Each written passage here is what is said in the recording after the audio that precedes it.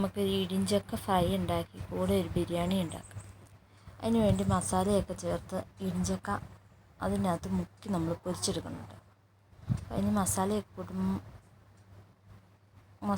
കൂട്ടി നന്നായിട്ട് കുഴച്ചെടുത്തതിന് ശേഷം അത് ഓരോന്നും ആയിട്ട് ഫ്രൈ ചെയ്തെടുക്കണം.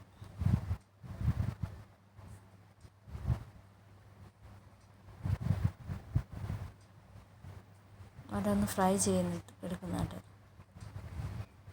പിന്നെ നമ്മൾ ബിരിയാണിക്ക് എടുക്കുന്ന പോലെ തന്നെ ഉള്ളിയൊക്കെ വഴറ്റി വെക്കണം, ഫ്രൈ ചെയ്ത് വെക്കണം. അങ്ങനെ ഫ്രൈ ചെയ്യുമ്പോൾ നമ്മൾ ഇച്ചിരി പഞ്ചസാര കൂടെ നമ്മൾ ഇതിനകത്ത് ചേർക്കുകയാണെങ്കിൽ ഉള്ളിയൊക്കെ നല്ല ഫ്രൈ ആയിട്ടിരിക്കും കേട്ടോ, നല്ല ക്രിസ്പി ആയിട്ട് എല്ലാം വറുത്ത് കോരി. പിന്നെ നമ്മൾ ഒരു ലെയർ ചോറിടുക, അത് ചക്ക ഫ്രൈ ചെയ്ത് വെക്കുക, ഉള്ളിയൊക്കെ ഇടുക. അങ്ങനെ നമ്മൾ ബിരിയാണി ദം ചെയ്യുന്ന പോലെ തന്നെ കിസ്മിസൊക്കെ ഇട്ട് കപ്പലണ്ടി ഒക്കെ ഇട്ട് നമ്മൾ ദം ചെയ്തെടുക്കുക. അടിപൊളി ടേസ്റ്റാട്ടോ. നമ്മൾ ചിക്കൻ ബിരിയാണി പോലെ തന്നെ ഇരിക്കും.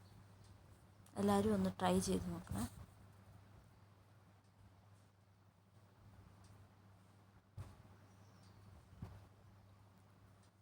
അടിപൊളി ടേസ്റ്റ്.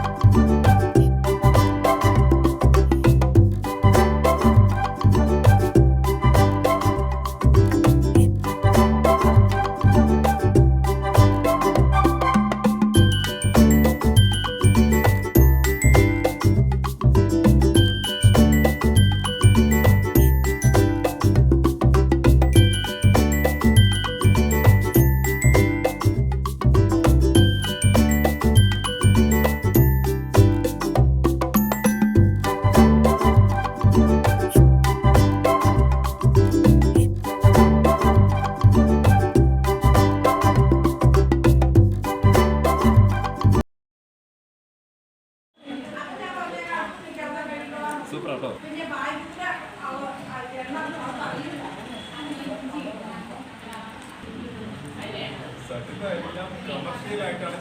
ചക്ക ബിരിയാണിയാണ്, സൂപ്പർ ആയിട്ടുണ്ട്, അടിപൊളി, നല്ല ടേസ്റ്റ്. ചക്ക എന്ന് പറയില്ല, കറക്റ്റ് ചിക്കൻ പോലെ തന്നെ ഇരിക്കുന്നത്.